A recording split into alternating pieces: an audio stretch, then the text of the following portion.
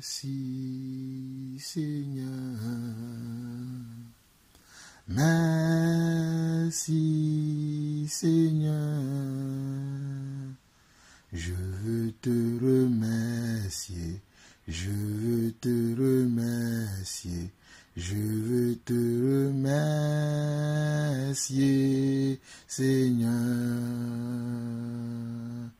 We say thank you. We say thank you. We say thank you. Je veux te remercier. Je veux te remercier, Seigneur. Merci Seigneur, oh merci Seigneur, oui merci Seigneur, je veux te remercier, je veux te remercier Jésus. We say thank you. Oh, we say thank you.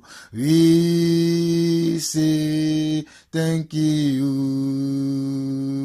We say thank you. Oh, we say thank you. Je veux te remercier, je veux te remercier, Seigneur. Tu es majestueux, oh tu es merveilleux, tu es wonderful. Je veux te remercier, je veux te remercier, Jésus. Tu es Seigneur, oh tu es mon Dieu, tu es mon roi. Je veux te remercier et je veux te remercier.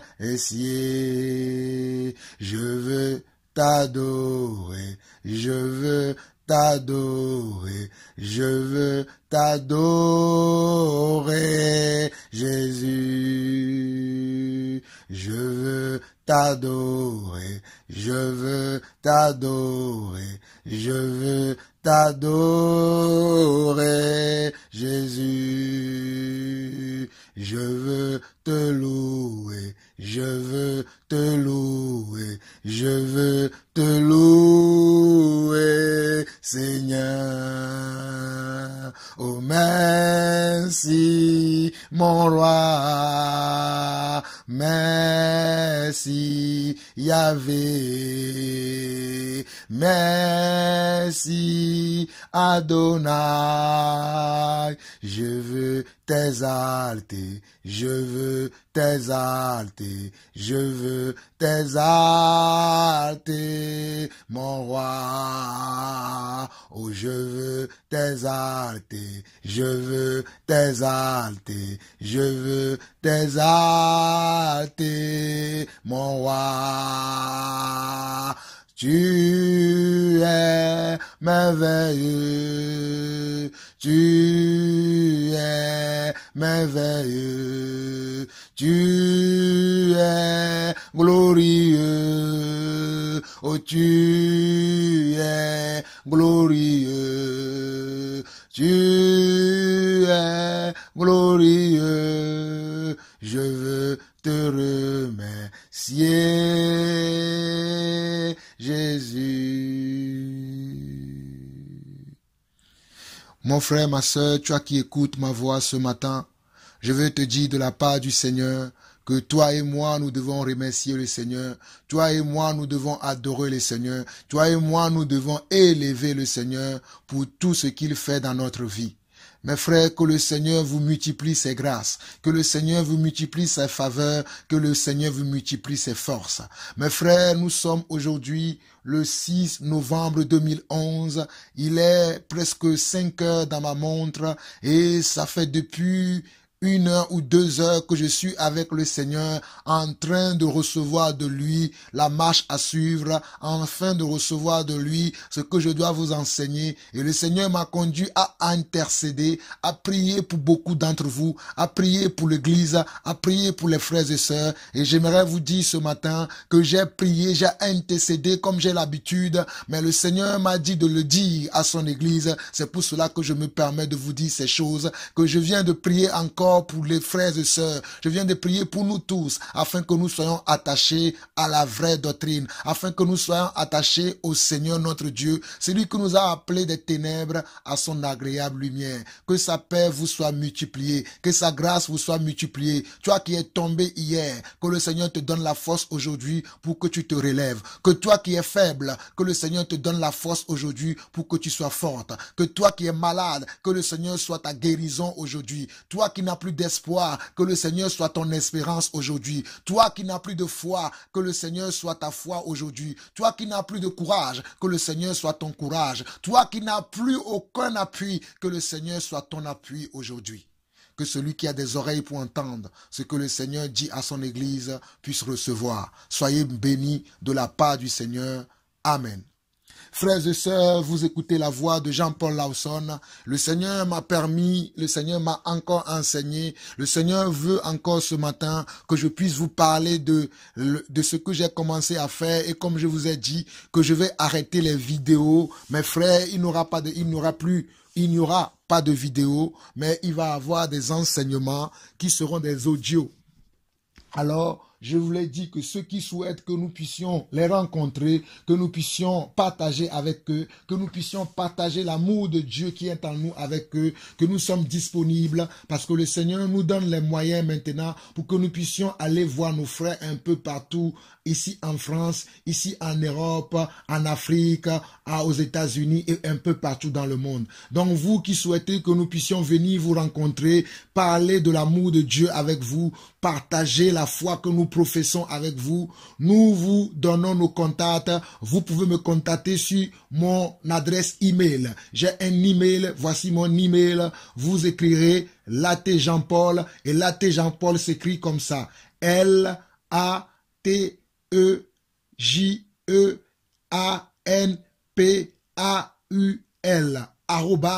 @yahoo.fr. Si vous voulez m'écrire pour me donner vos témoignages, vous voulez m'écrire pour des renseignements, vous voulez m'écrire pour une question, vous pouvez m'écrire sur cette boîte email qui est latejeanpaul@yahoo.fr. latejeanpaul@yahoo.fr. Je répète encore, latejeanpaul@yahoo.fr. Et comme vous l'entendez, ça s'écrit comme vous l'entendez. Laté, L-A-T-E, Jean-Paul, comme vous l'entendez, le tout attaché avec un A et yahoo.fr.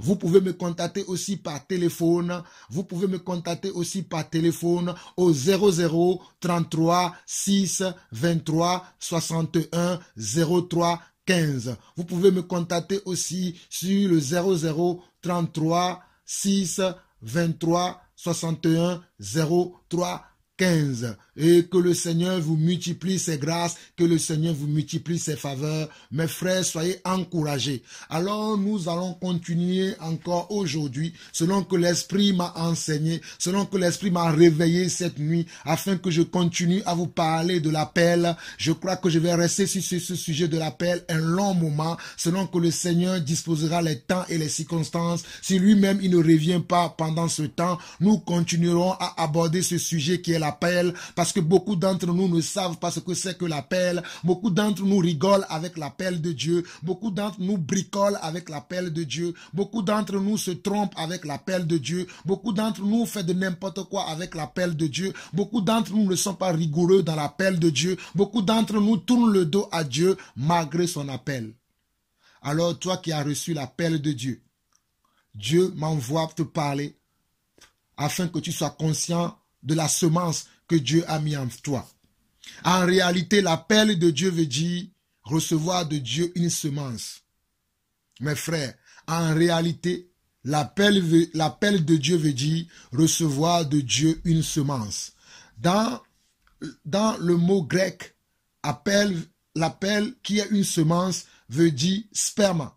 Sperma, comme je suis en train de le dire, s'écrit S-P-E-R-M-A. C'est un mot grec qui veut dire en français la semence. Sperma, la semence. Sperma qui veut dire la semence. Donc, chacun d'entre nous, nous avons reçu une semence de Dieu. Nous qui sommes des disciples, nous qui sommes appelés à servir Dieu, lorsque Dieu nous appelle, Dieu nous donne comment? Une semence. Une semence, non pas pour aller faire n'importe quoi dans le monde, non pas pour aller jouer dans le monde, mais une semence pour que nous puissions être ses enfants, pour que nous puissions être des instruments qu'il va utiliser pour changer. Est-ce que ce soit nous-mêmes, pour changer nos frères qui sont autour de nous, pour changer nos familles et pourquoi pas changer le monde. Vous savez que beaucoup de choses évoluent dans ce monde, changent dans ce monde au travers des hommes. Et Dieu aussi, quand il veut agir, il agit au travers des hommes. Et beaucoup d'entre nous, Dieu a mis en nous une semence. Je répète encore, Dieu a mis en toi une semence. Toi qui as un doute, toi qui as perdu tout espoir, toi qui as perdu la foi, je veux te dire ce matin que Dieu a mis en toi une semence pour faire sa volonté, une semence pour faire son œuvre, une semence pour travailler dans sa moisson, une semence pour aider dans sa moisson, une semence pour aller servir dans sa moisson. Alors nous pouvons voir ces choses dans la parole. Donc je ne vais pas parler simplement, mais je vais vous montrer aussi par la parole que ce que je vous dis, c'est comme ça que le Seigneur m'a réveillé cette nuit, afin que je vous parle de ces choses, parce que le Seigneur reviendra bientôt, très bientôt, mais beaucoup d'entre nous se sont refroidis, beaucoup d'entre nous ont tourné le dos à Dieu, beaucoup d'entre nous bricolent avec cet appel, beaucoup d'entre nous sont là dans la distraction, beaucoup d'entre nous font n'importe quoi avec cet appel, et Dieu vous demandera des comptes par rapport à la grâce qu'il vous a faite, par rapport au talent ou au don qu'il vous a donné. Dieu vous a donné des dons, Dieu vous a donné des talents, Dieu vous a donné des capacités, mais vous n'utilisez pas cela à bon escient. Vous n'utilisez pas cela pour que le nom du Seigneur soit glorifié. Seigneur, notre Seigneur qui nous a appelés, il veut que ce qu'il nous donne, que nous l'utilisons pour que son nom soit glorifié. Mais beaucoup d'entre vous, vous blaguez avec Dieu, vous vous moquez de Dieu, vous murmurez contre Dieu, vous ne l'obéissez pas et vous ne l'écoutez même pas. Mais je prie ce matin que le Seigneur te fortifie, que cela ne soit plus pareil, mais qu'à partir de maintenant, tu comprennes que la volonté de Dieu pour toi, c'est d'utiliser la semence qu'il a mis en toi afin que son nom soit glorifié. Alléluia.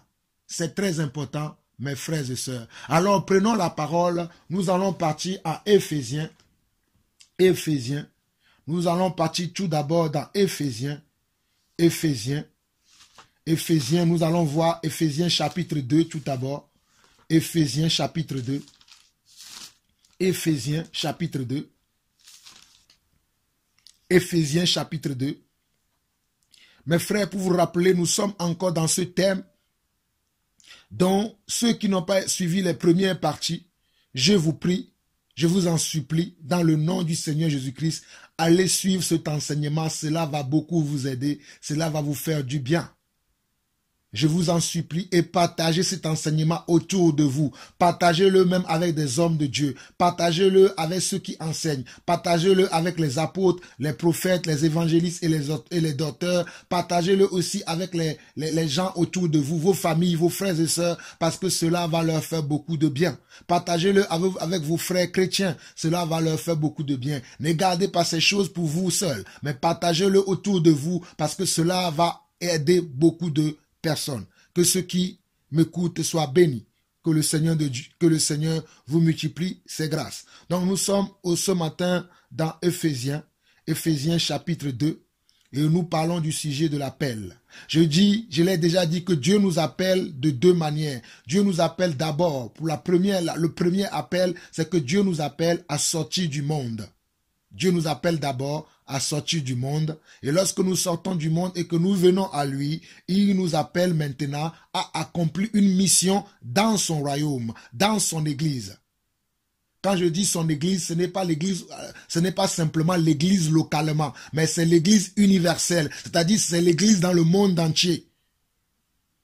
Je répète encore, ceux qui pensent que quand Dieu les appelle, il les appelle simplement pour leur famille, pour leur vie. Non, lorsque Dieu nous appelle à œuvrer pour l'église en général, pour la communauté en général. Peut-être nous allons commencer dans la communauté dans laquelle nous sommes, dans la ville dans laquelle nous sommes, mais après, plus tard, nous serons une bénédiction pour tout le corps du Christ. Donc, lisons Éphésiens chapitre 2.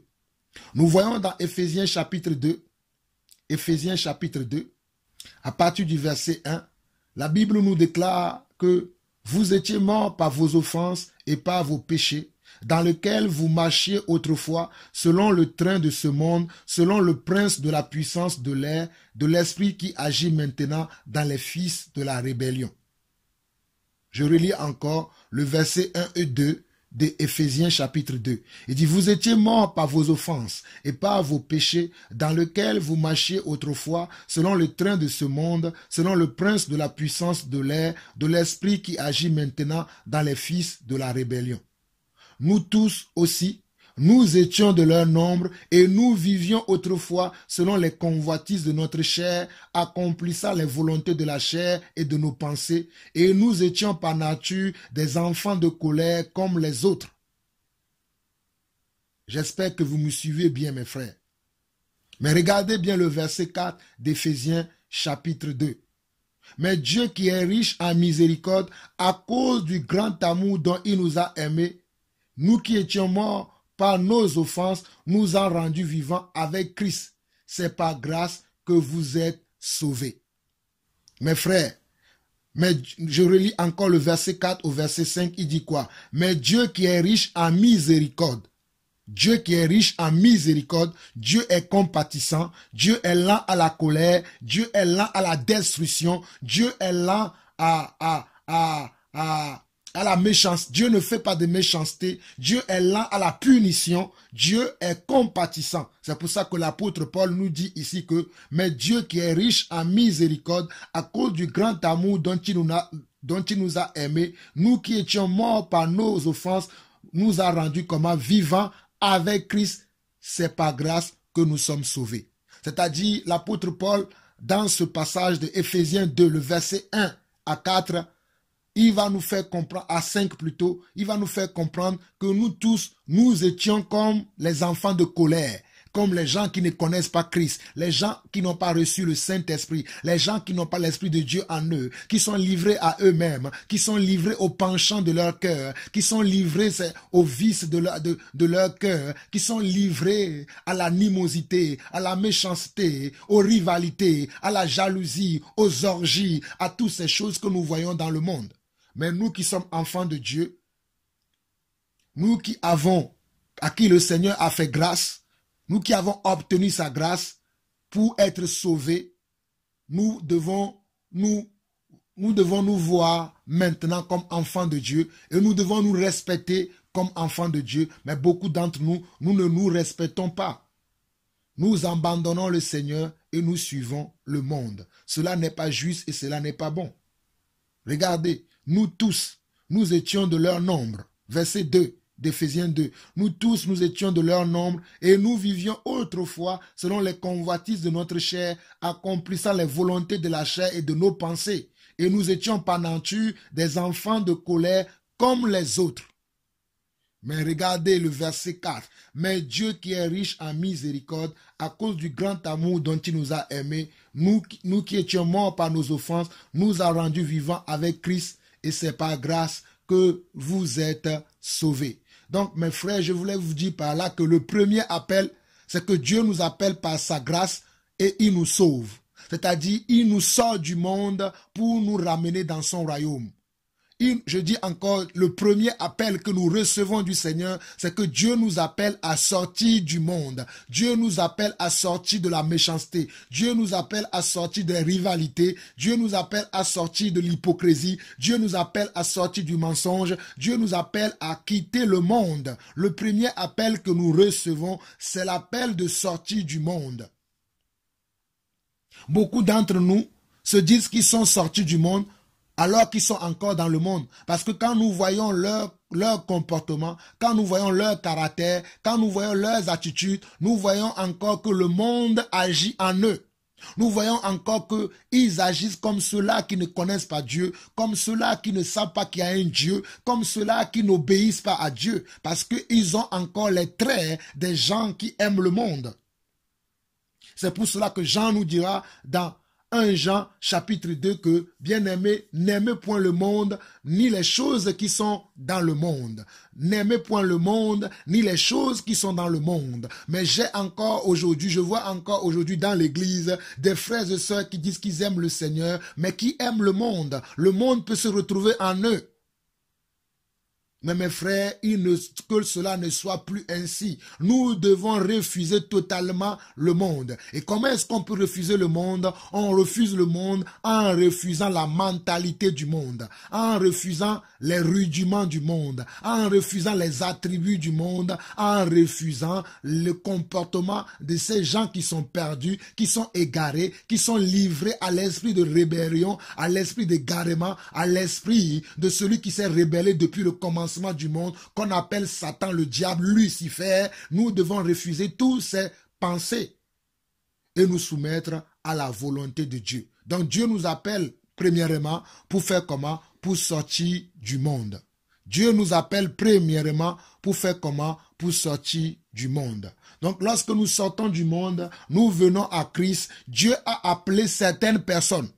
C'est ça le deuxième type d'appel que je vais aborder. Et nous resterons encore dans le livre d'Éphésiens. Nous allons simplement aller dans Éphésiens, le chapitre 4. Donc, lorsque Dieu va nous appeler dans le monde, il va nous faire sortir du monde, qui est le premier appel, pour nous faire ramener dans son royaume.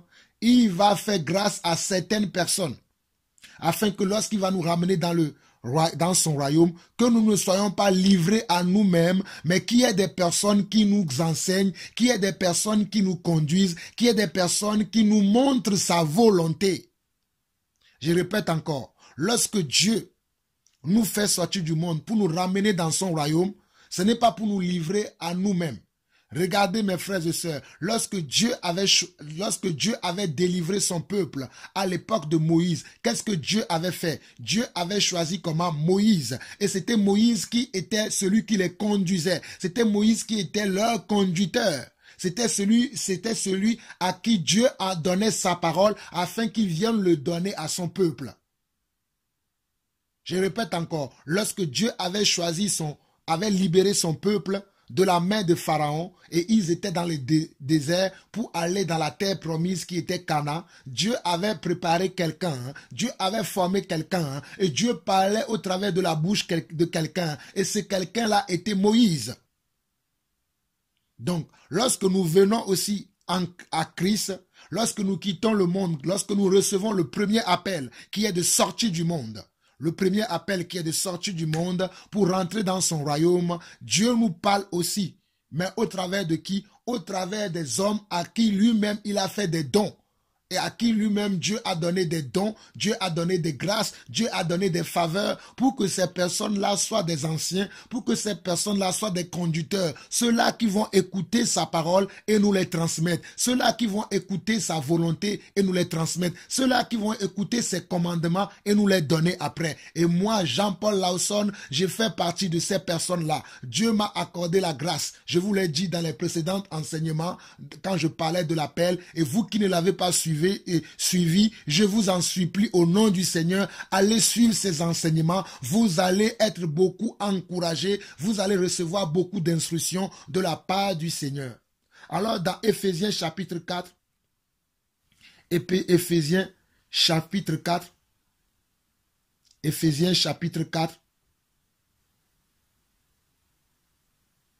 Nous allons lire à partir du verset 4.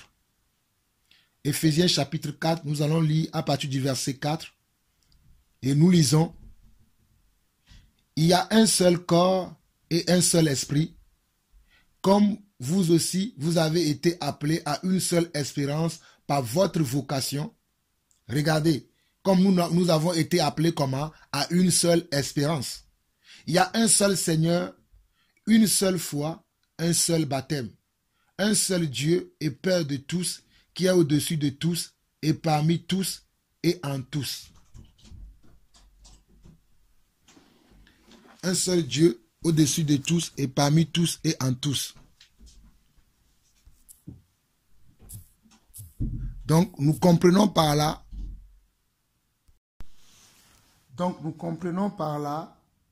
que déjà Dieu nous appelle à une seule espérance. Il nous appelle à une seule espérance et il nous appelle à une seule vocation. Nous avons un seul Seigneur, une seule foi et un seul baptême, un seul Dieu et Père de tous, qui est au-dessus de tout et parmi tous et en tous. Il y a des gens qui pensent qu'il y a plusieurs dieux, il y a des gens qui pensent qu'il y a plusieurs seigneurs, mais vous et moi aujourd'hui, nous comprenons que nous avons un seul Dieu qui agit différemment. Nous croyons qu'il y a une seule foi aussi et un seul baptême. Il n'y a pas plusieurs baptêmes, mais il y a un seul et un seul baptême. C'est le baptême par la nouvelle naissance. Et quand nous recevons ce baptême-là, nous recevons aussi l'Esprit de Dieu qui va venir habiter en nous afin de nous conduire à marcher comme des enfants de Dieu. Nous recevons l'Esprit de Dieu qui va nous aider à devenir des disciples. C'est pour ça que la Bible nous dit qu'il y a un seul Seigneur, une seule foi et un seul baptême. Mais nous continuons. Au verset 7, on nous dit quoi? Mais à chacun de nous, la grâce a été donnée selon la mesure du don de Christ. Ici, mais à chacun de nous, la grâce a été donnée. Cela veut dire à chacun de nous la semence. La semence. Souvenez-vous que je vous ai dit que le mot grec de la semence c'est sperma. S-P-E-R-M-A. Le mot sperma, c'est quoi? La semence de Dieu. Donc le mot grâce ici veut dire la semence de Dieu. Donc mais à chacun de nous, la semence a été donnée selon la mesure du don de Christ. Selon la mesure du don de Christ. C'est pourquoi il est dit, étant monté dans les hauteurs, il a amené des captifs et il a fait des dons aux hommes. Ici encore, le mot don veut dire encore de la semence. Il a donné des semences aux hommes. Il a donné des semences aux hommes. Or, que signifie il est monté, sinon qu'il est descendu dans les régions inférieures de la terre. Celui qui est descendu, c'est le même qui est monté au-dessus de tous les cieux, afin de remplir toutes choses. Celui qui est descendu, c'est le même qui est monté au-dessus de tous les cieux, afin de remplir toutes choses. Regardez bien le verset 9, le verset 7 qui dit, mais à chacun de nous, la grâce a été donnée selon la mesure du don de Christ. C'est pourquoi il est dit, étant monté dans les hauteurs, il a amené des captifs et il a fait des dons aux hommes. Il a fait des dons aux hommes. Il a fait des dons aux hommes. Il a fait des dons à qui? À des hommes. Il a donné de la sémence à des hommes. Il a donné de sa nature à des hommes. Il a donné de son pouvoir à des hommes. Il a donné de son autorité à des hommes. Il a donné de sa sagesse et de son intelligence à des hommes. Il a octroyé de son esprit à des hommes afin que ces hommes nous conduisent. Ok, nous avançons. Or, que signifie il est monté, sinon qu'il est descendu dans les régions inférieures de la terre? Celui qui est descendu, c'est le même qui est monté au-dessus de tous les cieux, afin de remplir toutes choses. Vous savez vous-même, quand on nous parle ici de Christ, qui est monté dans la géhenne, qui est monté dans la géhenne, qui a été enterré. La Bible veut nous dire que Jésus qui a été enterré et qui est ressuscité le troisième jour, c'est lui qui est aussi monté au-dessus de tous les cieux, afin de remplir toutes choses. Tout ce que nous voyons sur la terre aujourd'hui se fait par qui? Se fait par Yeshua, Hamashiach, se fait par Jésus-Christ. Jésus-Christ est l'auteur de toutes choses. Aucun homme ne pourra s'approprier des choses que nous voyons dans le monde, mais son auteur et son consommateur, c'est qui? C'est Jésus-Christ. Et regardez bien le verset 11, il dit quoi? Et il a donné les uns comme apôtres. Il a donné les uns comme apôtres. Et comme vous le savez, comme je vous l'ai annoncé, Dieu m'a appelé à être un apôtre. Dieu m'a appelé à l'apostolat. Et je suis un apôtre que Dieu a appelé afin que je puisse vous enseigner, afin que je puisse vous encadrer. Mais nous continuons. Et il a donné les uns comme apôtres, les autres comme prophètes, les autres comme évangélistes, les autres comme pasteurs et docteurs, pour le perfectionnement des saints, en vue de l'œuvre du ministère et de l'édification du corps de Christ. Ceux-là qui vous disent aujourd'hui que vous pouvez rester chez vous sans avoir un apôtre, sans avoir un prophète, sans avoir un évangéliste, sans avoir un pasteur ni docteur qui vous enseigne, cela n'est pas la volonté de Dieu. Parce que la volonté de Dieu, c'est que lorsque Dieu nous appelle et que nous rentrons dans son royaume, il veut maintenant que nous nous asseyons soit au pied d'un apôtre, soit au pied d'un prophète, soit au pied d'un évangéliste, soit au pied d'un pasteur ou d'un docteur, afin d'être enseigné. Je répète encore, le but de Dieu et la recommandation du Seigneur, c'est que nous soyons assis au pied d'un apôtre, au pied d'un prophète, au pied d'un évangéliste, au pied d'un pasteur ou au pied d'un docteur pour être enseignés pour notre perfectionnement. Parce que comme nous venons du monde, nous avons encore des rudiments du monde en nous que ces apôtres-là, ces anciens vont enlever en nous. Ces anciens vont nous enseigner, vont nous encadrer afin que tout ce qui est encore du monde à l'intérieur de nous, afin que tout ce qui est encore de la peur, de la timidité, tout ce qui est encore de la jalousie, tout ce qui est encore du mensonge, tout ce qui est encore de l'ennemi qui est resté en nous, ces personnes-là vont nous enseigner afin que nous puissions nous libérer de ces choses et être perfectionnés selon la volonté de Dieu. Et ces personnes, ce sont des hommes, ce ne sont pas des femmes. Ce sont des hommes que Dieu a appelés. Ce sont des hommes. Quand vous voyez les 12 apôtres du Seigneur, ce sont des hommes. Quand nous voyons à l'époque des apôtres, vous lisez le livre des Actes des apôtres, au coin de ces hommes-là étaient des femmes. Ce ne sont que des hommes à qui Dieu a appelé. Donc ce ne sont pas les gens que vous voyez aujourd'hui qui sont des femmes mais qui se disent apôtres ou prophètes ou évangélistes, ou docteurs, ou ceci ou cela. Non, je vous dis que ces personnes, Dieu ne les a pas appelées, parce que Dieu n'appelle pas les femmes. Bon, Dieu appelle aussi les femmes à faire autre chose dans son royaume. Mais quant à ce qui concerne les 5 ministères, les dons ministériels, parce que nous avons 2 types de dons, c'est-à-dire lorsque Dieu nous fait grâce et que nous venons dans son royaume, et qu'il nous appelle maintenant, il nous appelle, le premier appel que nous acceptons, nous rentrons dans son royaume, il y a un deuxième type d'appel, c'est-à-dire que Dieu nous appelle et il nous donne comment? Soit un don ministériel, soit un don de motivation pour aller travailler dans la moisson. Je répète encore, soit Dieu nous donne un don ministériel si nous sommes des hommes et même des femmes, et si nous sommes des hommes, pas des femmes. Si nous sommes des hommes, Dieu nous donnera comment? Un don ministériel. Mais les dons de motivation sont donnés et que ce soit aux hommes ou aux femmes. Je répète encore, les dons de motivation peuvent être donnés que ce soit à un homme ou à une femme. Mais les dons ministériels, qui est un appel de Dieu, ce n'est donné comment? Qu'aux hommes. Je répète encore, les dons ministériels sont donnés uniquement aux hommes. Mais les dons de motivation sont donnés et aux hommes et aux femmes.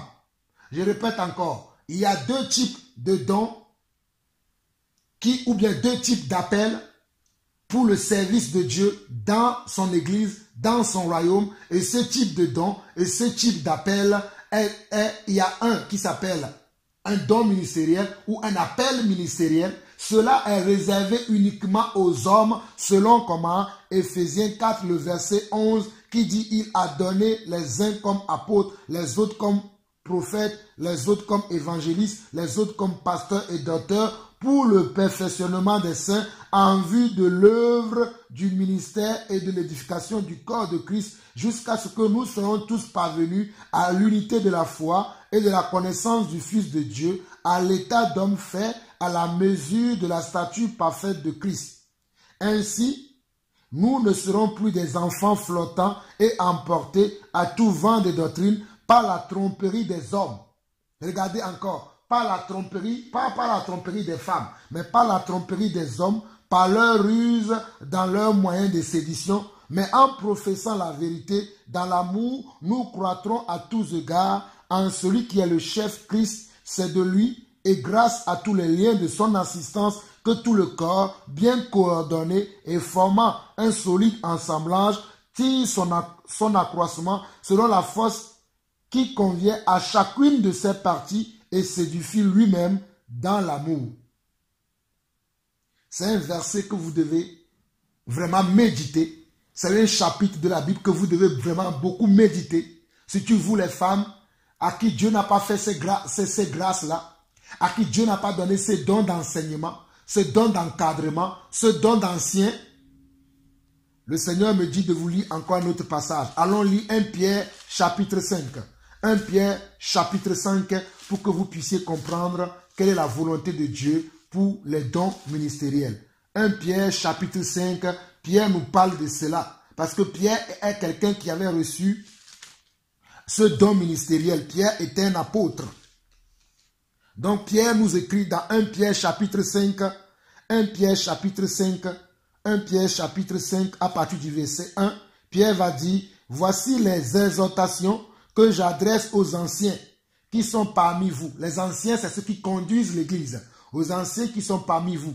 Moi, ancien comme eux, témoin des souffrances de Christ et participant de la gloire qui doit être manifestée. Donc, Pierre était un ancien, quelqu'un qui a été témoin des souffrances de Christ parce que Christ l'a appelé.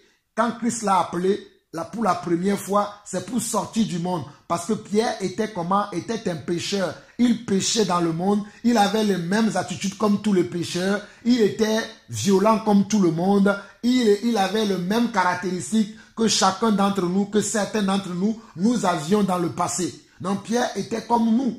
Mais lorsque Christ l'a appelé et qu'il est venu à Christ, Christ l'a formé. Christ l'a formé afin qu'il soit comment? Qu'il soit un apôtre. Afin qu'il soit comment? Afin qu'il soit un évêque. Afin qu'il soit comment? Afin qu'il soit un ancien. Le mot évêque veut dire ancien et le mot ancien veut dire évêque et le mot ancien veut dire quelqu'un qui a reçu un appel ministériel pour travailler dans la maison de Dieu qui est son église. Et la maison de Dieu qui est son église, c'est l'église universelle. Cela n'est pas uniquement une église locale, d'une localité. C'est vrai que tu peux commencer à travailler dans ton ministère, dans une localité, mais tu peux être amené à aller aider dans une autre localité, dans une autre ville, dans une autre nation, dans un autre continent, selon que Dieu te donne comment la capacité et la force. Vous comprenez cela?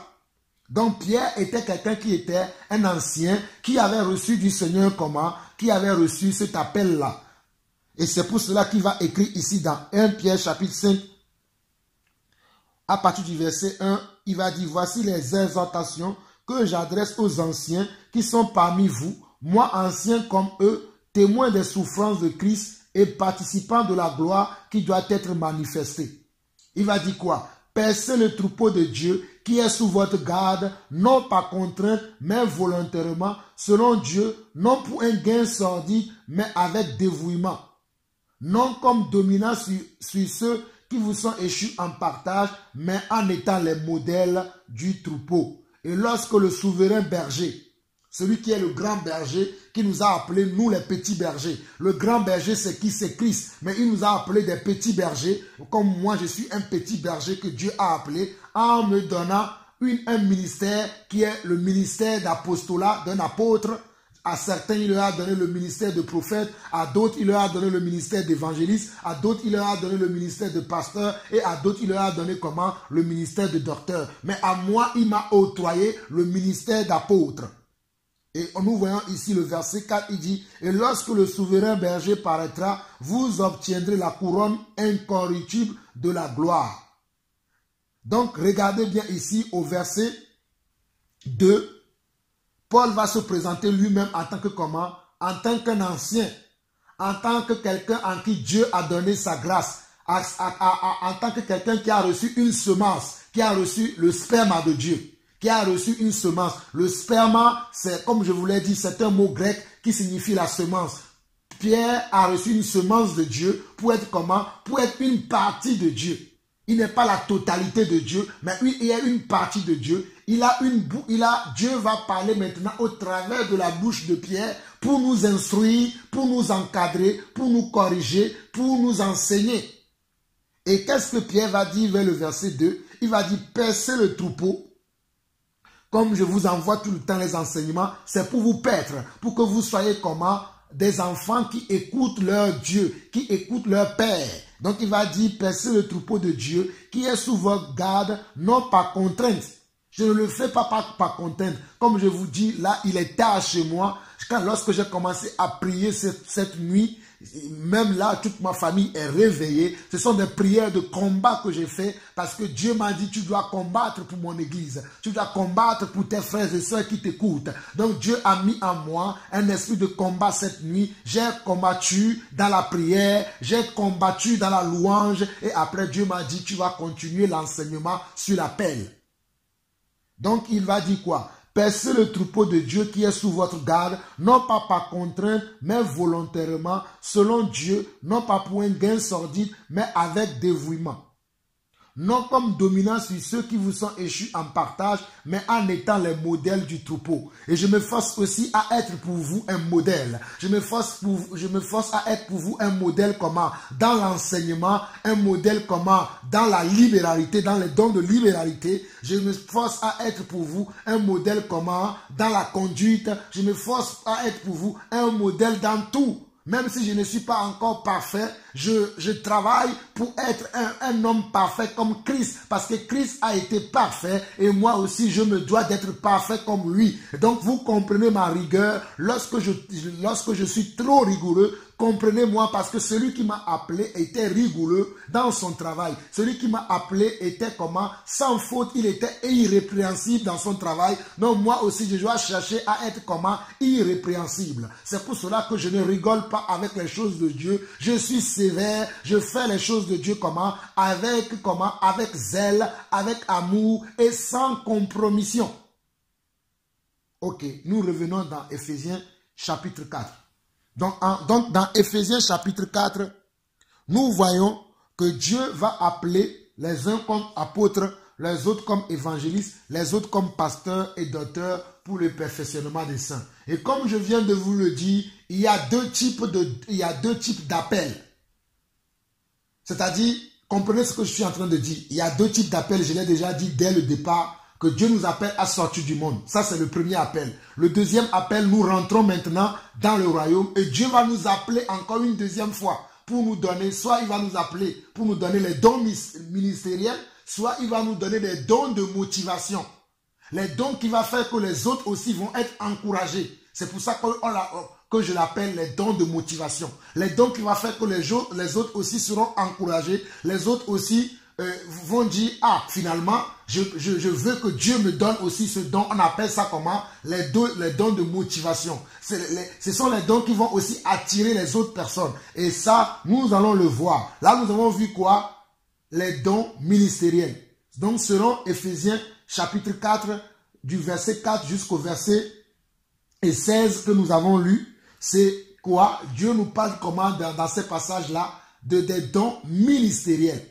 Ceux-là à qui Dieu a donné les dons ministériels afin qu'ils nous enseignent, afin qu'ils nous encadrent, afin qu'ils nous forment. Comme on peut le voir aussi dans Éphésiens 2, verset 20. Éphésiens 2, c'est le verset 20. Mais nous pouvons lire à partir du verset 19 jusqu'au verset 22. Je lis ça pour vous. Je lis ça pour vous. Éphésiens 2, du verset 19 au verset 22. Ainsi donc, vous n'êtes plus des étrangers, ni des gens du dehors, mais vous êtes concitoyens des saints, gens de la maison de Dieu, Dieu fait allusion à qui? Dieu fait allusion à nous qui sommes devenus enfants de Dieu aujourd'hui. Dieu ne nous voit plus comme des gens du dehors, mais Dieu nous voit maintenant comme les gens de la maison de Dieu, les saints. Comme j'ai l'habitude de vous enseigner que les saints, ce n'est pas ce que nous avons vu dans la religion catholique, on canonise des gens et on les appelle des saints. Mais c'est nous qui sommes venus à Christ, c'est nous qui quittons le monde, qui venons à Christ, c'est nous que Dieu appelle maintenant comment des saints.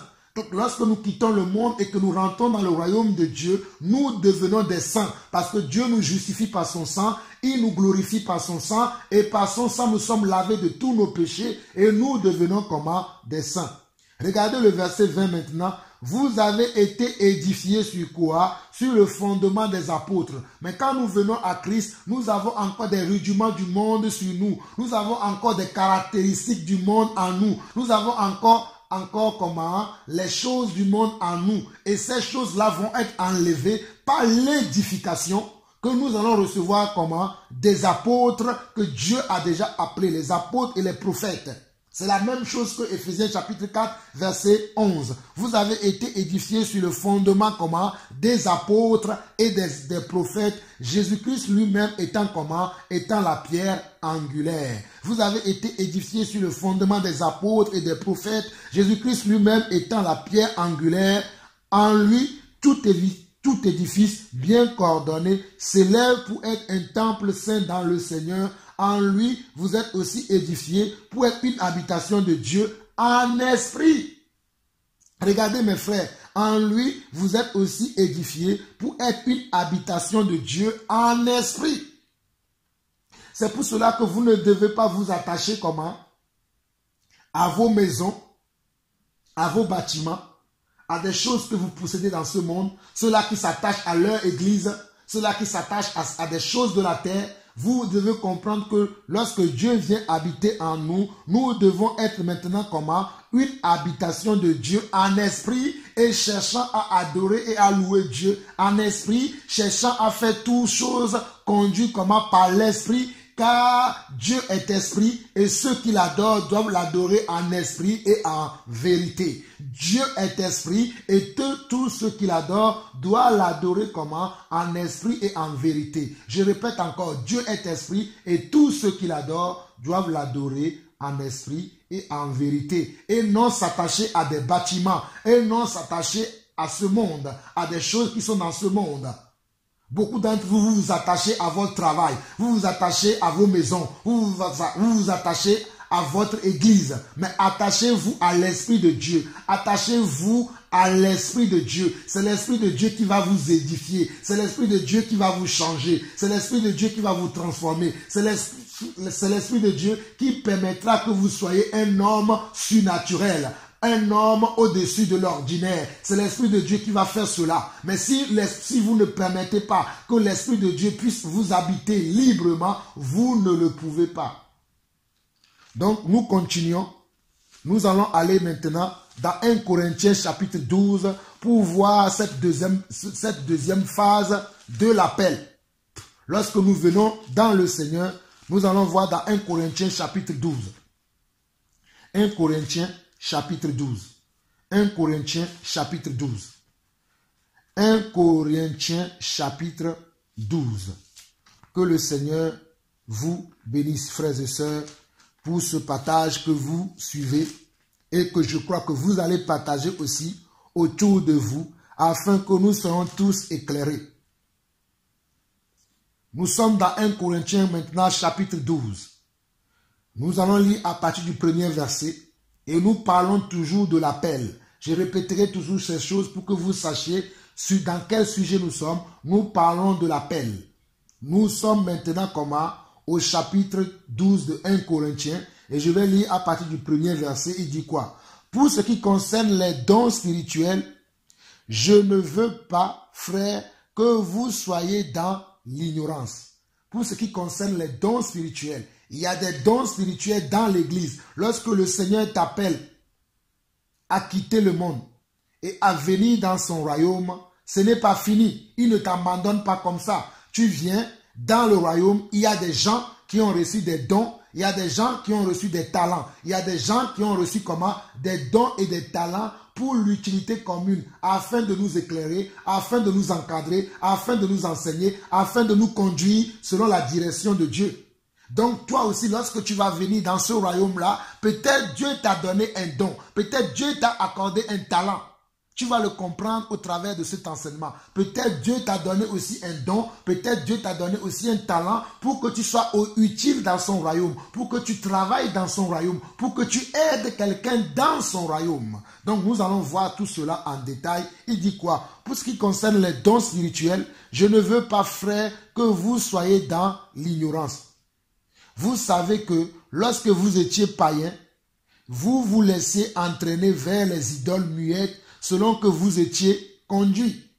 C'est pourquoi je vous déclare que personne, s'il parle l'Esprit de Dieu, ne dit Jésus est anathème, et que personne ne peut dire Jésus est le Seigneur si ce n'est pas le Saint-Esprit. Voici, c'est les gens qui doutent s'ils ont reçu le Saint-Esprit. Nous le voyons ici aussi, que quelqu'un ne peut pas dire si Jésus est Seigneur si ce n'est pas le Saint-Esprit. Donc le Saint-Esprit, lorsqu'il vient à l'intérieur de toi, c'est lui qui te convainc que Jésus-Christ est le chemin, la vérité et la vie. C'est lui qui te convainc que c'est Jésus que tu dois adorer. C'est lui qui te convainc que c'est Jésus que tu dois suivre. C'est lui qui te convainc que c'est Jésus qui est le Maître. C'est lui qui te convainc que c'est Jésus qui est le Dieu, le seul Dieu que nous avons, le Père de tout. Celui qui a tout créé, celui qui est au commencement, qui était, c'est celui qui vient et c'est celui que nous attendons. C'est l'Esprit de Dieu qui te convainc. Nous continuons. Et regardez maintenant au verset 4, il va nous dire qu'il y a comment? Il y a diversité de dons, mais le même esprit. Oh, j'aime la parole de Dieu. Il y a diversité de dons veut dire, il y a diversité de semences de Dieu en nous. Il y a diversité de semences. C'est pour cela que j'ai commencé cet enseignement par le mot grec. Et ne soyez pas étonnés que j'utilise dans mes enseignements certains mots pour que vous puissiez comprendre. Le mot grec, c'est spéma, qui veut dire la semence. Donc ici, il y a diversité de dons, veut dire, il y a diversité de semences de Dieu. Il y a diversité de semences de Dieu. Il n'y a pas une seule semence de Dieu, mais il y a diversité de semences de Dieu dans nos vies. Donc il y a diversité de dons, mais le même esprit. Il y a diversité de dons, mais le même esprit. Donc celui qui a appelé l'un comme apôtre a appelé quelqu'un d'autre comme prophète. Il a appelé quelqu'un d'autre comme évangéliste. Il a appelé quelqu'un d'autre comme pasteur. Et il a appelé quelqu'un d'autre comme docteur. Mais c'est la même personne qui fait cela. C'est la même personne qui donne cette semence-là. Il met cette semence à une personne et il va dire, toi, tu vas être un apôtre. Il va mettre une semence à quelqu'un d'autre et il va dire que toi, tu vas être comme un prophète. Il va mettre une semence à quelqu'un d'autre et il va dire que toi, tu vas être un évangéliste, ainsi de suite. Donc ici, au verset 4 de 1 Corinthiens 12, on nous dit, il y a diversité de dons, mais le même esprit. Diversité de ministères, mais le même Seigneur. Ah, j'aime ça.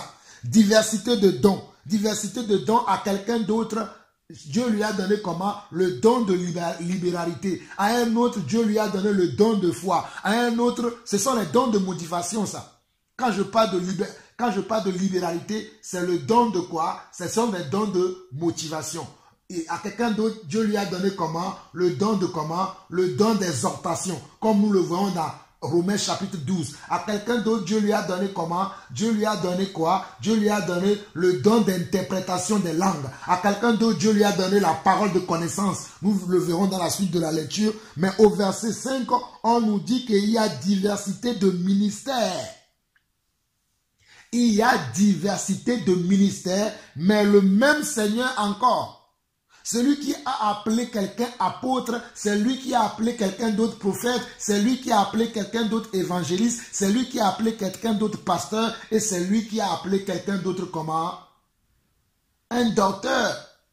Regardez bien le verset 5. Diversité de ministères, mais le même Seigneur. Je précise encore, diversité de ministères, mais le même Seigneur. Mais c'est lui qui distribue comment? Ses ministères à nous les hommes, afin que nous puissions aller dans la moisson et encadrer son église, et diriger son église, et conduire son église. Lui-même étant comment? La tête. celui qui nous dirige, celui qui nous conduit, celui qui nous montre la voie à suivre, c'est lui-même. C'est pour ça qu'on nous dit ici qu'il y a diversité de dons, mais le même esprit, diversité de ministères, mais le même Seigneur. Donc celui qui a appelé quelqu'un comme un apôtre, et il n'y a pas un seul apôtre, il y a plusieurs. Ce n'est pas parce que je dis que je suis le seul apôtre que vous ne devez pas, si Dieu vous a envoyé vers un autre apôtre, ben, suivez cet apôtre-là. Ne cherchez pas forcément à être avec moi, Jean-Paul Laosson. Parce que Dieu qui m'a appelé apôtre a appelé quelqu'un d'autre aussi apôtre. Il a appelé aussi quelqu'un d'autre prophète. Et il y a plusieurs apôtres sur la terre aujourd'hui. Il y a plusieurs prophètes sur la terre aujourd'hui. Il y a plusieurs évangélistes sur la terre aujourd'hui. Il y a plusieurs pasteurs sur la terre aujourd'hui. Il y a plusieurs docteurs sur la terre aujourd'hui. Je ne suis pas le seul apôtre que Dieu a appelé. Nous sommes nombreux sur la terre aujourd'hui que Dieu a appelé afin que nous puissions conduire son peuple, afin que nous puissions diriger son église. Je ne suis pas seul. Nous sommes nombreux.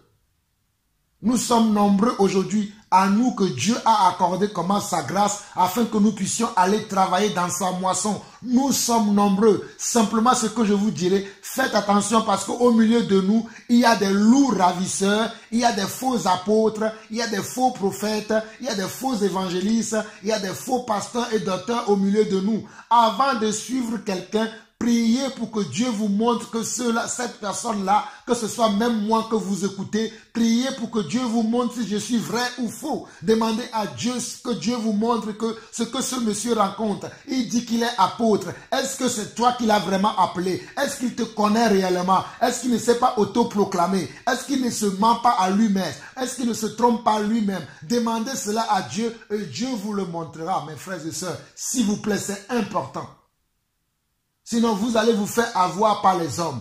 Si tu veux les femmes qui sont des sœurs très sensibles, beaucoup d'entre vous, vous vous faites abuser par les hommes méchants, les hommes imposteurs, ceux-là qui volent le rôle de Dieu, ceux-là qui attribuent le rôle de Dieu et ils ne pensent qu'à leur ventre, ils ne pensent qu'à eux. Vous allez être abusés par ces hommes-là. Il n'y a pas que vous, il y a aussi certains frères qui se font aussi abuser, mais la majorité, ce sont vous les femmes. Mais je vous en supplie, mes sœurs, dans le nom du Seigneur Jésus-Christ, priez pour demander à Dieu qui vous devez suivre. Quelle est cette personne à qui Dieu a fait la grâce, qu'il a reçu un don ministériel et nous devons le suivre afin qu'il nous conduise vers de verts pâturages. Demandez cela à Dieu. Ne suivez pas n'importe qui. S'il vous plaît, que celui qui a des oreilles pour entendre, entende. Nous continuons. Le verset 6 dit quoi? Diversité d'opérations, mais le même Dieu qui opère tout en tous. Je bénis le Seigneur. Il y a aussi diversité d'opérations. Lorsque Dieu t'appelle à opérer aussi dans son royaume. Dieu t'appelle à être utile dans sa moisson. Dieu t'appelle à faire quelque chose dans son église. Dieu ne t'appelle pas simplement à être là, à être dans le recevoir. Bénissez-moi, pasteur, bénis-moi, apôtre, bénis-moi, prophète, bénis-moi, donne-moi une prophétie. Donne-moi une parole de connaissance, donne-moi une parole de sagesse. Non, Dieu t'appelle aussi afin que toi aussi, tu sois participant de son corps du Christ, que tu sois participant dans son royaume.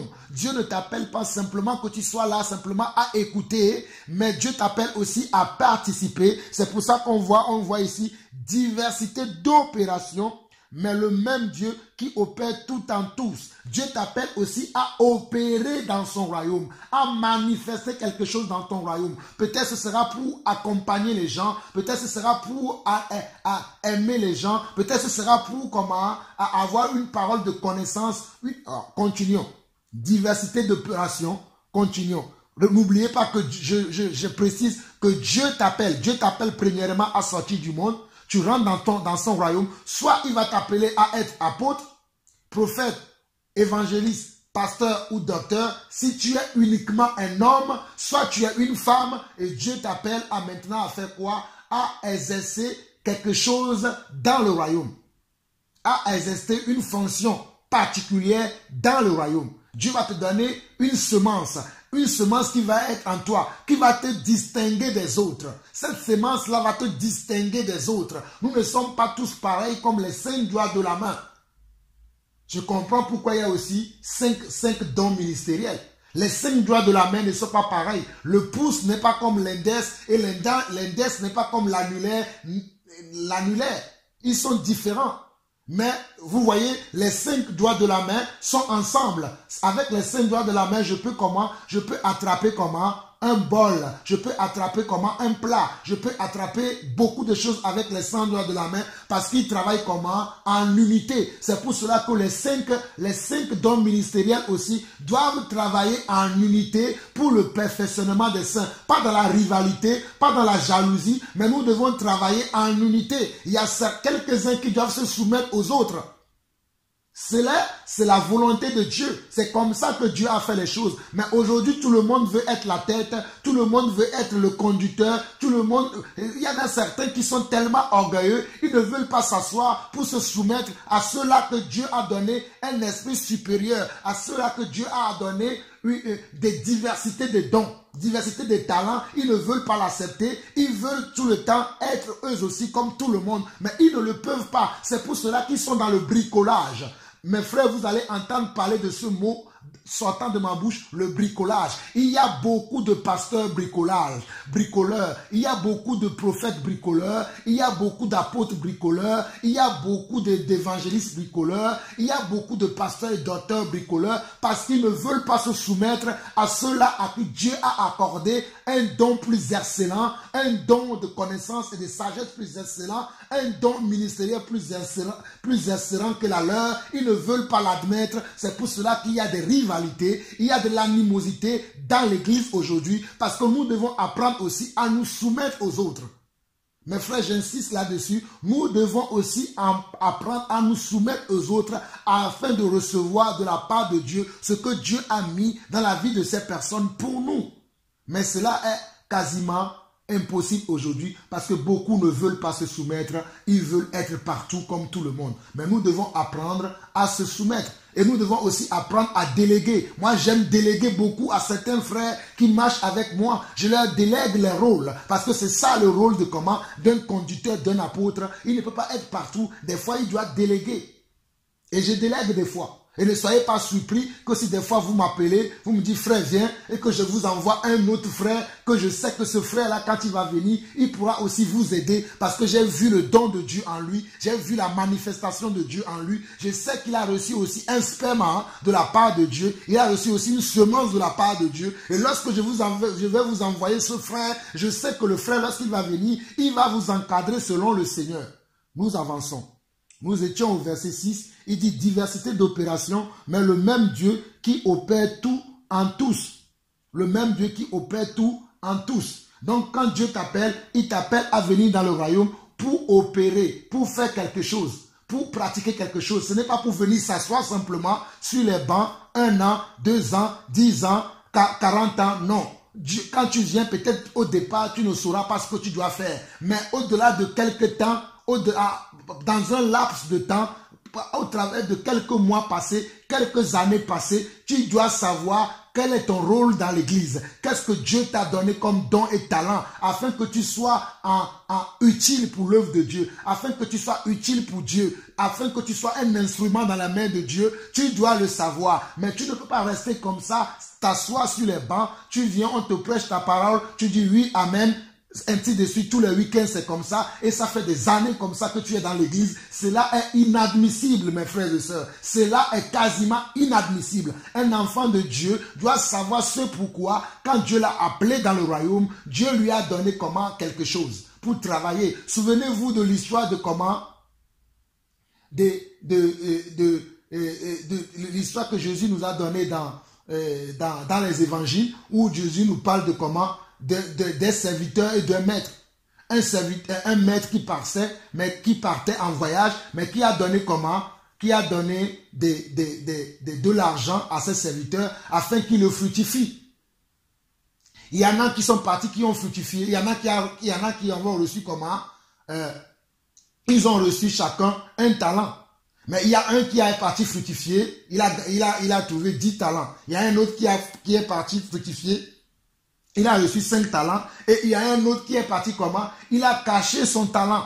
Il n'a rien fait avec son talent. Il est parti comment l'enterrer dans un trou. Et quand le maître là est revenu, et que tous les autres sont venus rendre compte, celui qui est parti fructifier, qui a eu 10 talents, est venu dire au Seigneur, voici le talent que tu m'as donné, j'en ai gagné 9 autres, maintenant voici 10 talents, et il le remet à son maître. Celui qui avait fructifié, qui avait reçu aussi 5, qui avait gagné aussi 5 talents, vient présenter à son maître pour dire, voici tu m'as donné un talent, je l'ai fructifié, aujourd'hui j'en ai 5.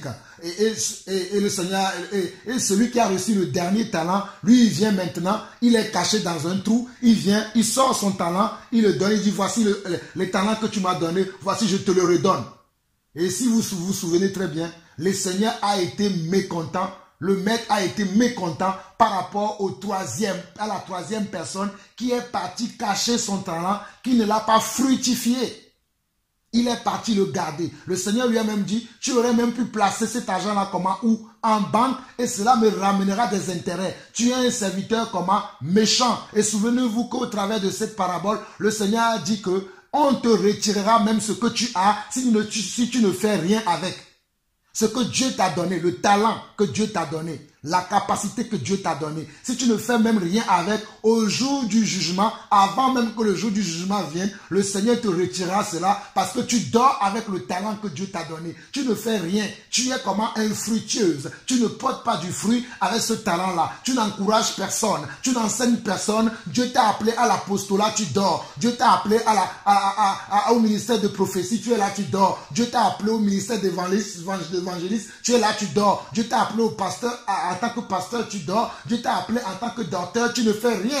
Tu n'encadres pas les gens. Dieu t'a donné le don de sagesse, mais tu ne fais rien avec. Dieu t'a donné le don de libéralité, mais tu ne donnes pas. Dieu t'a donné comment? Le don d'aider les autres qui sont dans le ministère, mais tu n'aides pas. Dieu t'a permis de comment? De pouvoir aider les autres, mais tu n'arrives pas. Dieu te récupérera tout ce qu'il t'a donné. Parce que tu ne fais rien avec ton don et tes talents. Nous continuons. Au verset 7, il dit, « Or à chacun, la manifestation de l'esprit est donnée pour l'utilité commune. En effet, à l'un, regardez bien, or à chacun, la manifestation de l'esprit, c'est l'esprit qui se manifeste au travers de chacun d'entre nous. » Souvenez-vous que j'ai parlé ces derniers temps beaucoup de l'esprit aussi. Ceux qui n'ont pas suivi cet enseignement, allez suivre aussi l'esprit de Dieu. C'est l'esprit de Dieu qui fait ça à l'intérieur de nous. C'est Dieu lui-même, par son esprit, qui agit à l'intérieur de nous. Or, on dit ici au verset 7, « Or, à chacun, la manifestation de l'esprit est donnée pour l'utilité commune. » C'est-à-dire, la manifestation de l'esprit à l'intérieur de moi, ça ne m'a pas été donné pour moi simplement, mais c'est pour l'utilité de tout le corps du Christ. L'utilité commune veut dire de tout le corps du Christ, non seulement ici en France, pour moi qui vis en France, mais aussi pour toute l'église un peu partout dans le monde. C'est-à-dire, quelqu'un peut être comment aux États-Unis, comme quelqu'un peut être au Gabon, quelqu'un peut être au Togo, quelqu'un peut être au Cameroun, quelqu'un peut être au Libéria, mais il va bénéficier comment? Il va bénéficier la grâce que Dieu m'a donnée. Il va bénéficier comment? La semence que Dieu a mis en moi. Parce que cette semence-là doit être pour une utilité commune. Ce n'est pas une semence que je dois garder pour moi et ma famille. Ce n'est pas une semence que je dois garder uniquement pour moi et les frères qui sont autour de moi, mais c'est une semence qui doit servir à toute l'église. Un peu partout dans le monde, c'est une semence qui doit aider toute l'église dans le monde entier. Je continue. Or, à chacun, la manifestation de l'esprit est donnée pour l'utilité commune. En effet, à l'un est donnée par l'esprit une parole de connaissance.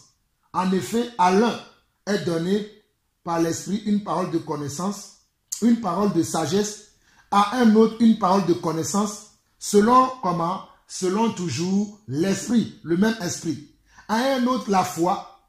Toi qui dis que tu n'es pas pasteur, peut-être Dieu t'a donné le don de foi pour que lorsque tu pries avec tes frères, lorsque tu encourages un frère, que ta foi puisse toucher la vie de cette sœur-là et que ce que le frère ou la sœur attend de Dieu au travers de ta foi, qu'il obtienne. Vous voulez tous être des enseignants. Non, tu peux utiliser la foi que Dieu a mis en toi, la sagesse que Dieu a mis en toi, la connaissance que Dieu a mis en toi pour aider un frère et une sœur. Surtout vous les sœurs, beaucoup d'entre vous, Dieu vous a donné comment? Des paroles de connaissance, des paroles de sagesse. Dieu vous a donné le don de foi. Dieu vous a donné même le don de miracle. Mais vous voulez toujours être des enseignants de la parole de Dieu. Mais cela ne vous est pas octroyé. Cela, c'est un don comment ministériel qui appartient qu'aux hommes. Je continue, nous étions au verset 9. Il dit, à un autre la foi, par comment? Par le même esprit. À un autre le don de guérison, par le même esprit. À un autre comment? Le don de guérison, par le même esprit. Est-ce que nous avons tous le don de guérison? Non. Dans le corps du Christ, tout le monde n'a pas le don de guérison. Même lorsque les apôtres vivaient, tous les apôtres ne guérissaient pas. Je vous montrerai toutes ces choses dans les prochains enseignements que je vais enseigner.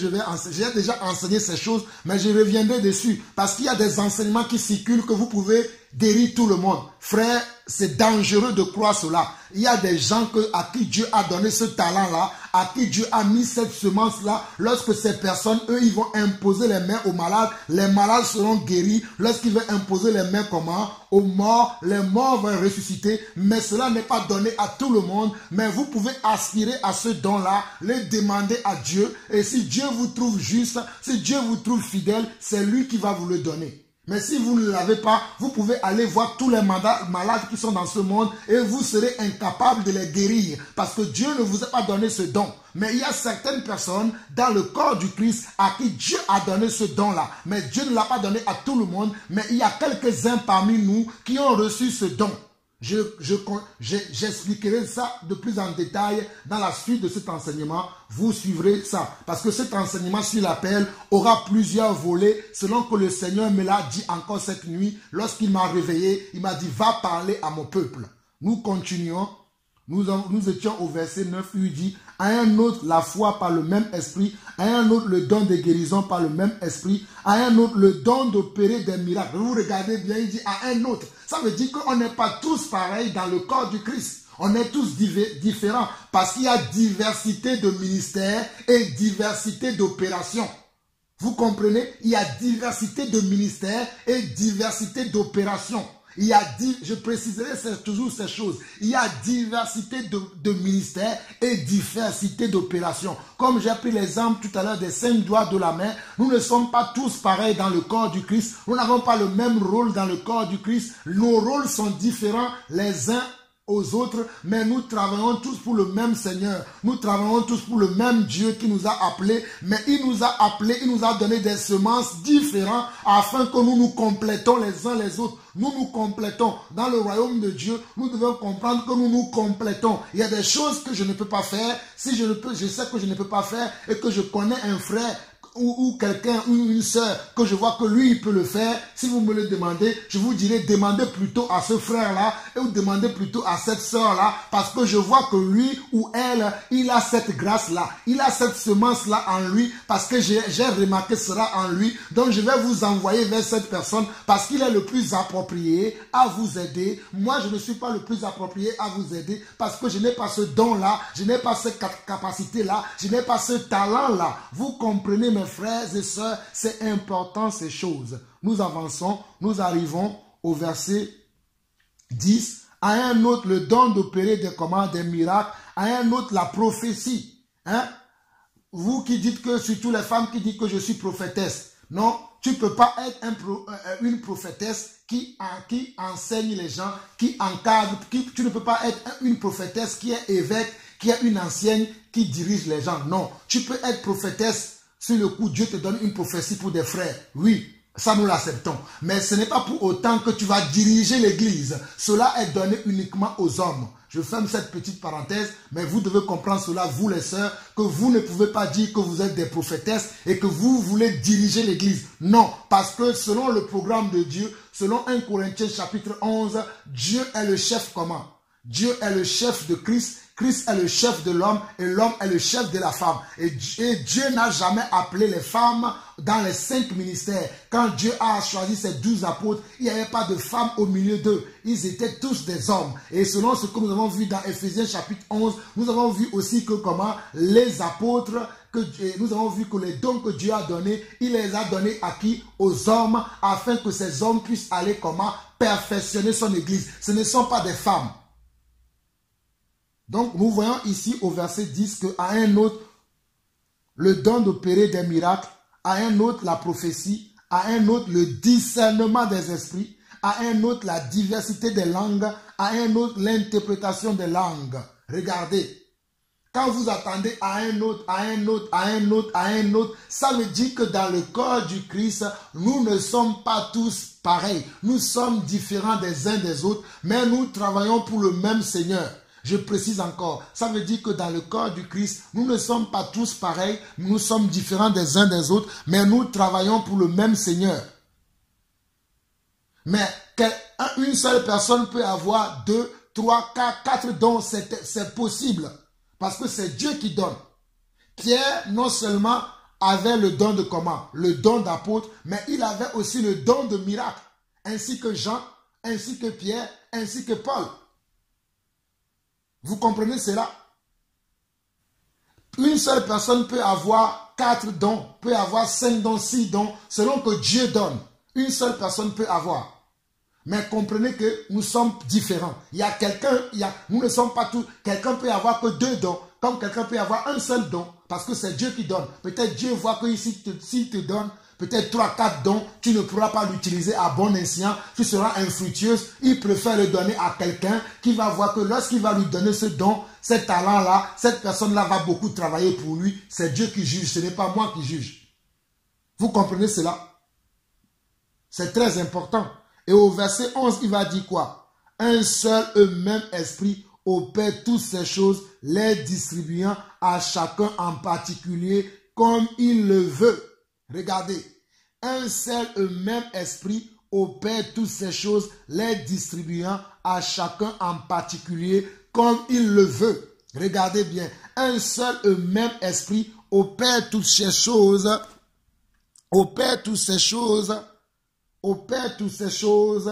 oh alléluia, les distribuant à chacun en particulier comme il le veut. Qui fait ça? C'est une seule personne, un seul esprit. Quel est cet esprit? C'est l'esprit de Dieu. Quel est cet esprit? C'est l'esprit de Jésus-Christ. Quel est cet esprit? C'est le Saint-Esprit. C'est pour ça que Jésus a dit à ses disciples dans Jean le chapitre 16 et le chapitre 17 que lorsque je m'en irai, je ne vous laisserai pas tout seul, mais je vous enverrai comment? Mon esprit, le Saint-Esprit. Lui, il vous annoncera comment? Toutes les choses que je vous ai déjà annoncées. Il vous annoncera même les choses à venir. C'est pour cela que c'est le Saint-Esprit qui est le grand apôtre, le grand dirigeant de l'Église. C'est lui qui est le grand évêque de l'Église. Et c'est lui-même Jésus. Parce que nous savons que le Seigneur, c'est l'Esprit.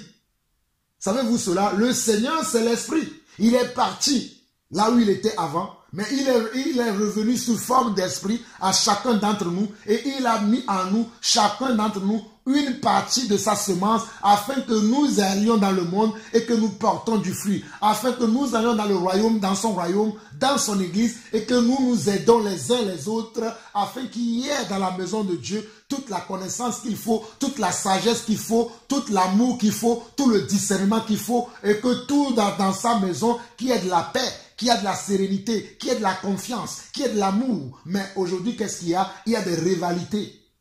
Il y a des rivalités. Il y a même de la jalousie. Un frère a un don de miracle. Tu n'as pas le don de miracle. Tu l'envies. Tu le jalouses. Tu le traites de tous les mots. Tu murmures derrière lui. Mais frère, que cela ne soit pas ainsi. Si toi aussi tu as besoin de ce don, prie le Seigneur et le Seigneur te donnera cette capacité, ce don-là, s'il juge que tu le cherches pour une bonne cause. Parce que certains d'entre vous, vous convoitez, comme Jacques nous dira dans Jacques 4, vous convoitez et vous n'avez pas. Parce que vous cherchez dans le but de comment? De satisfaire vos passions. Moi, quand je demande un don à Dieu, ce n'est pas pour satisfaire mes passions, mais c'est pour être utile dans son œuvre. C'est pour être utile dans sa maison. C'est important. Regardez bien le verset 11 de 1 Corinthiens chapitre 12. Il dit c'est un seul et même esprit qui opère toutes ces choses, les distribuant à chacun en particulier comme il le veut. Je veux bien que mes frères, vous retenez ce mot comme il le veut, comme toi tu le veux. Non. Comme le Seigneur Dieu lui-même, il le veut, selon le besoin que lui, il trouve dans son église, selon le besoin que lui, il voit dans sa maison, c'est lui qui distribue le don, c'est lui qui distribue le talent, c'est lui qui donne la grâce, c'est lui qui donne la semence. C'est lui qui t'appelle. Ce n'est pas toi qui vas l'appeler, mais c'est lui qui t'appelle. Mais si tu as besoin, tu peux demander, car il a dit aussi, demandez et l'on vous donnera. Cherchez et vous trouverez. Frappez et l'on vous ouvrira. Mais quand tu demandes, cela ne veut pas dire que parce que tu as demandé, que c'est obligé que Dieu te donnera. Dieu va chercher pour quelle motivation tu demandes, pour quel but tu demandes, pourquoi tu veux. Et c'est en fonction de ces choses-là que Dieu te donnera. Si Dieu juge bon, que bon, tu as la bonne attitude, le bon comportement, c'est en fonction de cela que Dieu va te donner ce don-là. Vous comprenez? C'est important. N'oubliez pas que comme je viens de vous le dire, et vous, même si vous avez le temps, lisez toute la suite du passage. J'aimerais avancer, mais lisez toute la suite du passage et vous allez comprendre. Il dit un seul et même esprit opère toutes ces choses. N'oubliez pas que c'est un seul et même esprit qui permet que quelqu'un ait le don de foi, qui permet que quelqu'un ait le don de miracle, qui permet que quelqu'un ait le don d'interprétation des langues, qui permet que quelqu'un ait le don des langues, qui permet que quelqu'un ait la parole de connaissance, qui permet que quelqu'un ait la parole de sagesse, qui permet que quelqu'un ait le don de guérison. C'est un seul et même personne, une seule même personne, c'est un seul et un même esprit qui fait cela. Ce n'est pas différentes personnes. C'est une seule, comme nous l'avons vu dans Ephésiens 4, il y a comment? Il y a un seul Dieu et un seul Seigneur. Il y a un seul baptême, il y a un seul esprit qui agit dans le corps du Christ. C'est le Saint-Esprit, c'est l'Esprit de Dieu, c'est l'Esprit de Jésus-Christ, c'est l'Esprit de notre Père qui agit dans son Église parce que c'est lui qui crée son Église. Comme Jésus a dit à Pierre, il a dit à Pierre, si tu as Pierre, je bâtirai mon Église et le séjour des morts ne prévaudront point contre elle. Vous comprenez cela, mes frères? C'est important. Nous allons avancer. Nous allons aller dans Romains chapitre 12. Romains chapitre 12. Romains chapitre 12. Romains chapitre 12. Nous allons aller dans Romains chapitre 12 et nous allons lire un passage là-bas très rapidement. Allons-y très rapidement. Romains chapitre 12 pour compléter ce que je viens de dire, pour que vous sachiez qu'il y a aussi d'autres dons. Romains chapitre 12. Nous allons lire à partir du verset 6 jusqu'au verset 8. Romains chapitre 12 du verset 6 au verset 8. Il dit quoi? Romains chapitre 6 au verset 8 dit, puisque nous avons des dons différents, selon la grâce qui nous a été accordée, regardez encore, puisque nous avons comment? Des dons différents. Puisque nous avons comment? Des dons différents. Un menuisier n'est pas pareil à un plombier. Un plombier n'est pas pareil comment à un électricien. Un électricien n'est pas pareil à comment à un maçon. Mais pourtant, ensemble, ils construisent une maison. Vous voyez cela? Dans la maison, le maçon va intervenir. Dans la maison, le plombier va intervenir. Dans la maison, l'électricien va intervenir. Dans la maison, le cuisinier va intervenir. Il va placer la cuisine. Dans la maison, oh, le peintre va intervenir. Il va faire la peinture dans la maison. Il y a des gens qui sont maçons, mais qui sont aussi comment peintres. Il y a des gens qui sont peintres, qui sont aussi comment électriciens. Ils ont comment deux dons, donc ils sont différents. Mais tu vas voir qu'il y a certains, ils sont uniquement comment que des maçons. Ils ne peuvent pas faire de la peinture parce qu'ils peuvent faire que comment de la maçonnerie. C'est la même chose dans le royaume de Dieu. Dans le royaume de Dieu, il y a des gens qui peuvent faire plusieurs choses. Il y en a qui ne peuvent pas parce qu'ils n'en ont pas la capacité. Même s'ils veulent le faire, ils vont bricoler. C'est pour ça que je vous dis qu'il y a des pasteurs bricoleurs, il y a des apôtres bricoleurs, il y a comment? Il y a des évangélistes bricoleurs, il y a des prophètes bricoleurs. Sachez-le maintenant. Et il y a des gens qui ont un discernement comment bricoleur aussi. Ils ont une foi bricoleur. Ils ont comment une parole de connaissance bricoleur, ainsi de suite. C'est pour ça que vous devez comprendre ici, comme on nous dit, puisque nous avons des dons différents, selon la grâce qui nous a été accordée, que celui qui a le don de prophétie les exerce en proportion de la foi. Que celui qui est appelé au ministère, vous voyez, pour que celui qui est appelé comment au ministère s'attache à son ministère. Vous voyez comment je m'attache à mon ministère?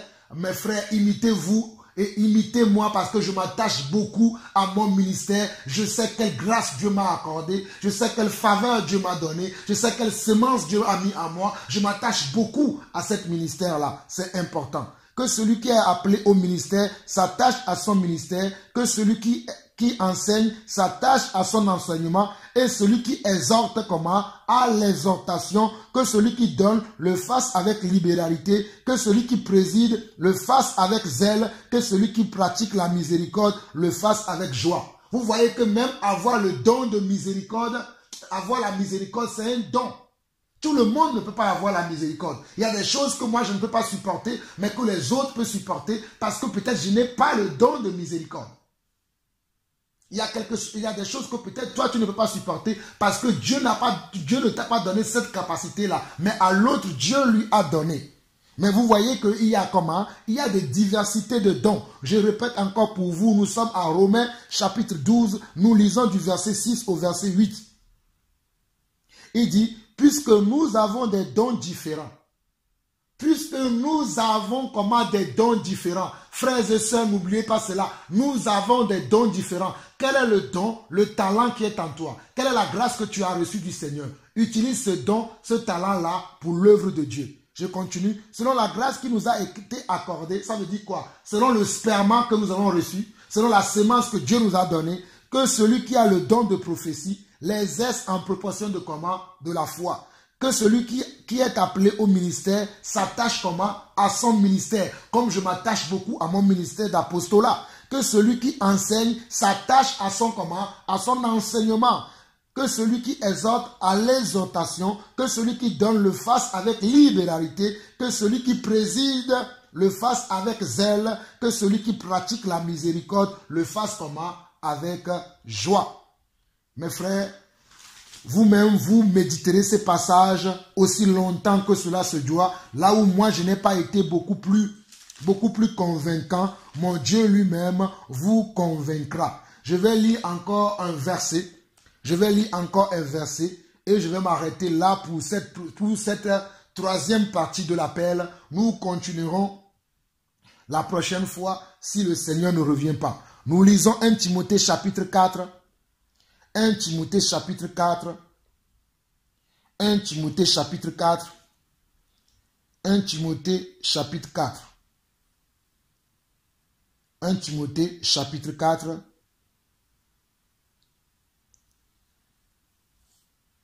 Nous lisons à partir du verset 12 où l'apôtre Paul, donnant un conseil à son bien-aimé Timothée, va lui dire ceci. Il dit que personne ne méprise ta jeunesse, mais sois un modèle pour les fidèles, comment? En parole.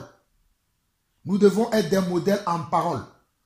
Dans la bouche d'un homme de Dieu, un homme qui est appelé au ministère, il ne peut pas avoir des paroles comment? De grossièreté. Comme je vois des gens aujourd'hui avec des paroles de grossièreté. Je vois des gens qui disent des gros mots même lorsqu'ils enseignent, lorsqu'ils parlent de Dieu. Dans la bouche d'un homme de Dieu, ce qui doit sortir, ce ne sont que des paroles de bénédiction et des paroles non des paroles de malédiction. Donc je vois dans la bouche de quelques-uns parmi nous des paroles de grossièreté.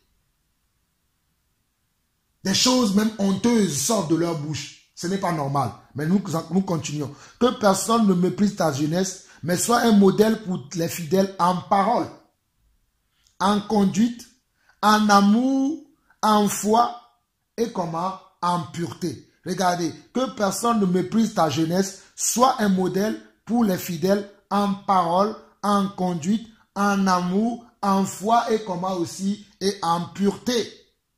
Regardez ce qu'il dit. Jusqu'à ce que je vienne, applique-toi à la lecture, à l'exhortation, à l'enseignement. C'est pour ça que je m'applique beaucoup à vous enseigner. Je m'applique comment? À vous enseigner. Je m'applique comment? À vous enseigner. Parce que moi-même, je m'applique comment? À la lecture de la parole. Je médite beaucoup la parole. Je prie beaucoup. Je lis beaucoup la parole. Mais je le fais non pas pour moi seul, mais je le fais pour avoir de quoi vous dire lorsque le Seigneur permettra que je sois avec vous ou que je sois devant vous. Je le fais aussi pour que le Seigneur puisse m'inspirer, pour que le Seigneur puisse m'enseigner, pour que le Seigneur puisse montrer les rouailles de sa parole, les rouailles de sa volonté, les révélations de sa parole, les révélations de sa volonté. Verset 14, regarde quoi? Regardez. Il dit, ne néglige pas le don qui est en toi. Beaucoup d'entre vous, vous négligez le don qui est en vous. Vous négligez la sémence de Dieu qui est en vous. Le Seigneur, par ma bouche, te dit, toi mon frère, toi ma soeur, que tu ne dois pas négliger le don qui est en toi. Certains d'entre vous, vous avez le don de diriger vos enfants, mais vous avez la négligence. Vous perdez tellement le temps dans les églises et vous négligez vos familles. Dieu t'a fait la grâce d'être comme une mère de famille. Ce don n'a pas été donné à tout le monde. Parce qu'il y a des gens qui prient aujourd'hui pour être maman. Ils ne le sont pas.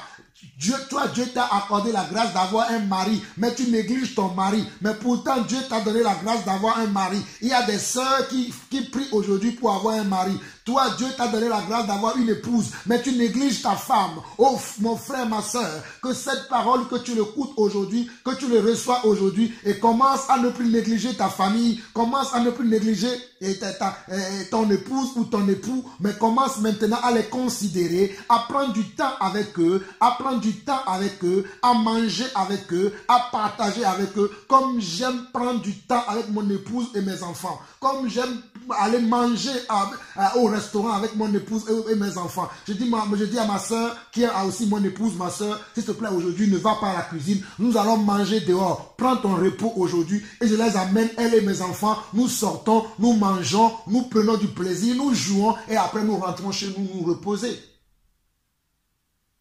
Toi, tu as le don d'exhorter. Tu as ce don, mais tu ne cherches jamais à aller exhorter les frères.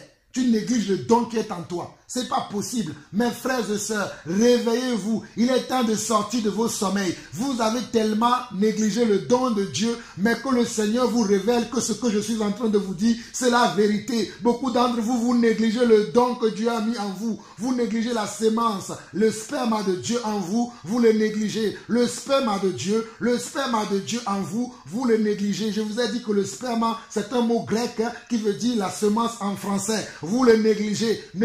Ne négligez plus le don de Dieu en vous. Mettez en pratique nos enseignements, mettez en pratique nos conseils et vous verrez la gloire de Dieu sur vos vies. Je continue. Ne néglige pas le don qui est en toi, qui t'a été donné par prophétie, avec l'imposition des mains de l'Assemblée des anciens. Je vous disais dans la première partie que vous qui avez reçu surtout le don ministériel, vous devez rester au pied d'un ancien pour apprendre avant de vous lancer dans votre ministère. Ne soyez pas pressés. Jésus, lorsqu'il a appelé les 12 disciples, il les a formés d'abord avant de les envoyer. Il les a encadrés. Il a été d'abord un modèle pour eux. Trouvez un modèle, trouvez un modèle, trouvez un modèle. Mes frères et sœurs, trouvez un modèle. Ne soyez pas pressés, ne soyez pas pressés. Ne courez pas à vos pertes, ne courez pas à vos pertes, ne courez pas à la confusion parce que vous serez confus après, vous serez confus après. Je vous en supplie, cherchez un modèle, restez à son pied, apprenez avec lui. Que l'histoire d'Élie et Élisée vous enseigne. Que l'histoire d'Élie et Élisée vous enseigne. Que l'histoire de Moïse et Josué vous enseigne. Que l'histoire de Paul et de Timothée vous enseigne. Parce que vous ne pouvez pas vous lancer tout seul. Vous avez besoin de quelqu'un qui soit comme votre conducteur, quelqu'un qui soit votre modérateur, quelqu'un qui vous conduit, qui vous donne des conseils, quelqu'un qui a de la maturité, de la sagesse, parce qu'il a beaucoup marché avec Dieu. J'avance. Verset 15, il dit quoi? Occupe-toi de ces choses, donne-toi tout entier à elles, afin que tes progrès soient évidents pour tous. Regardez mes frères, occupe-toi de ces choses, donne-toi tout entier à elles, afin que tes progrès soient évidents comment? Pour tout.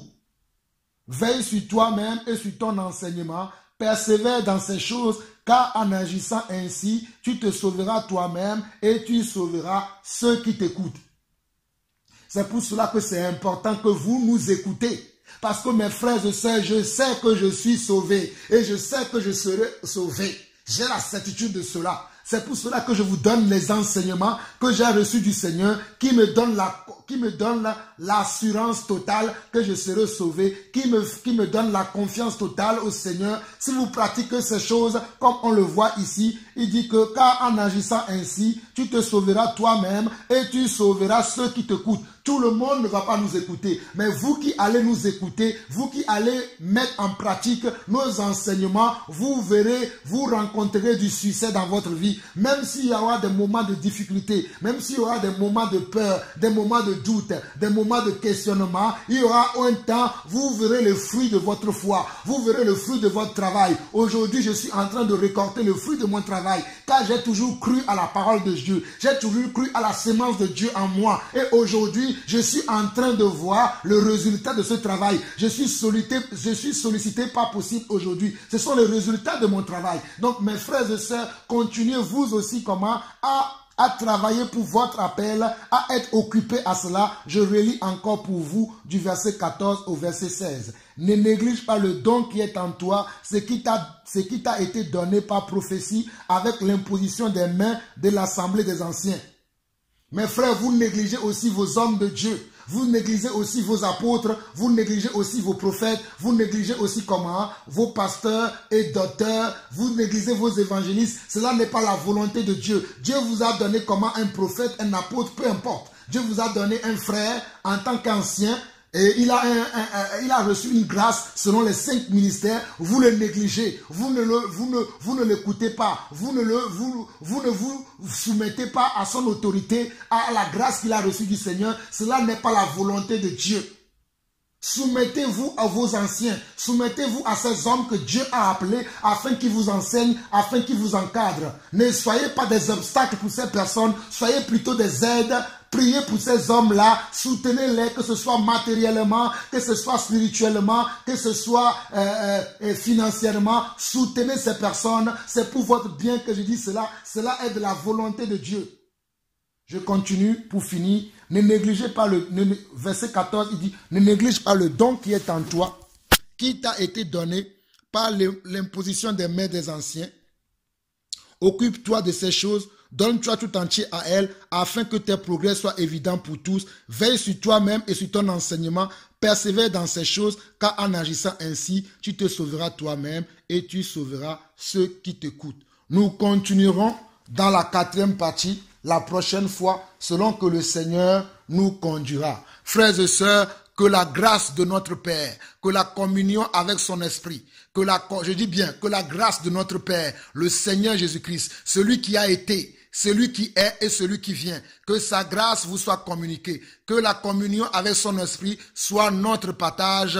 Je vous aime tous de l'amour du Seigneur, je vous aime mes frères, je vous embrasse tous, que la paix de Dieu demeure sur vous. Si le grand je suis, le grand éternel, le grand Adonai ne revient pas, nous nous retrouverons dans la prochaine partie de cet enseignement que j'ai commencé depuis quelques jours qui s'intitule l'appel. Soyez bénis, à très bientôt, que l'amour de Dieu et la paix de Dieu demeurent sur chacun d'entre vous. Amen.